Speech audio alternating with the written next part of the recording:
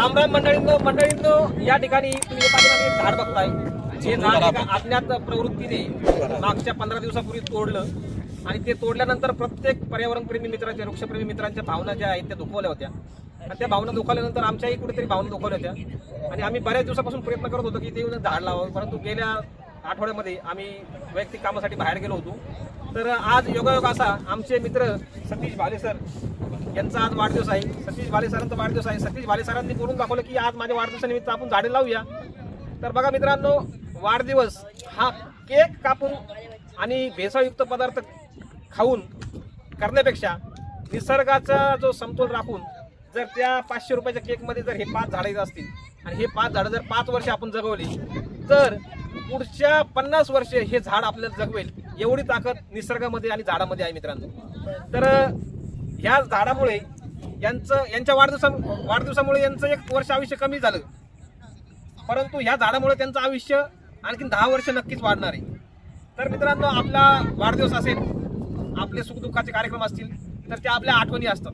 तर त्या आठवणींना कायम ठेवण्यासाठी आणि त्या आठवणी आपण गेल्यानंतरही टिकून राहण्यासाठी, इतिहास होण्यासाठी, इतिहास घडवण्यासाठी अशा गोष्टी आपल्याला करणं गरजेचं आहे, जेणेकरून येणाऱ्या पिढीला झाडांचं तर महत्त्व कळेलच, परंतु येणारी पिढी आपण सध्या पाहतोय की पर्यावरणाचा किती मोठा ऱ्हास होतोय, निसर्गाचा प्रकोप पाहतोय, कुठे पाऊस पडतोय कुठे पडत नाही आणि आपल्या जुन्या काळामध्ये किती पाऊस पडायचा. तर मित्रांनो, दुसरी एक अशी विनंती तुम्हाला की हे जे झाड तोडलं ना, हे झाड तोडलं म्हणून हा ऱ्हास होतोय हे नक्की. तुम्ही फक्त झाडांना हात लावू नका. झाडांना तुमची अजिबात गरज नाही, ते त्यांचे तेच वाढतात. निसर्ग तुमच्याकडे इतकी मोठी ताकद देतो की ते आपोआप वाढतात, आपोआप जगतात आणि आपोआप निसर्गाला त्याचा फायदा करून देतात आणि पर्यायाने त्याचा फायदा आपल्यासाठीच होतो. तर माझी कळकळीची विनंती मित्रांनो, एक झाड तोडलं आणि 2 झाडं लावली तर त्याची बरोबरी कुठेही होणार नाही. हा सर्व जो परिसर आहे हा परिसर उजाड महाराणा आहे आणि ह्या महाराणावरती वडाचे, पिंपळाचे जे आपले भारतीय देशी झाडं आहेत, हे झाडं विना पाण्याचे सुद्धा जगू शकतात. तुम्ही जर पाहिलं तर पिंपळाच्या झाडामध्ये इतकी ताकद असते की एखाद्या बिल्डिंगमध्ये जर तो चुकून उगला तर ती बिल्डिंग पूर्ण पाडण्याची ताकद त्या पिंपळाच्या झाडामध्ये असते. तसेच मित्रांनो, ह्या खडकाला सुद्धा बाजार फोडण्याची ताकद ह्या वृक्षांमध्ये आहे आणि ती त्यांच्यामध्ये आपोआप निसर्ग देवता येते. तर आपलं एवढंच काम आहे की जर तुम्ही ह्या परिसरामध्ये फिरायला आले तर येताना 2 बॉटल घेऊन या पाण्याच्या.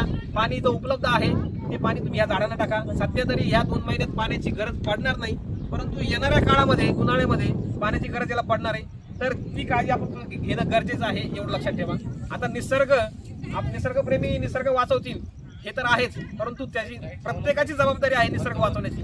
तर आपण निसर्ग वाचवण्यासाठी आपण प्रयत्न करायला हवे, एवढंच मला सांगायचं आहे. मित्रांनो, झाड लावण्यापेक्षा झाड जगवणं तितकं महत्त्वाचं आहे. ते झाड जगवण्याची जबाबदारी आमचा ग्रुप प्रत्येक वर्षी घेतो. आम्ही गेल्या 2018 पासून वेगवेगळे उपक्रमामार्फत झाडं जगवण्याचा, झाडं लावण्याचा, झाडं गिफ्ट देण्याचा प्रयत्न करत असतो. परंतु मित्रांनो, हे काम एकट्या दुकट्याचं नाही, हे काम हजारो हातांचं आहे. जोपर्यंत हजारो हात याच्यामध्ये येणार नाहीत तोपर्यंत शेकडो, लाखो, करोडो झाडं या ठिकाणी जन्माला येणार नाहीत आणि आपल्या पृथ्वीचं जसं संत तुकाराम महाराजांनी सांगितलं, वृक्षवल्ली आम्हा सोयरे वंचने, त्या पद्धतीने आपल्याला वृक्षांना आपले सोयरे करावे लागतील.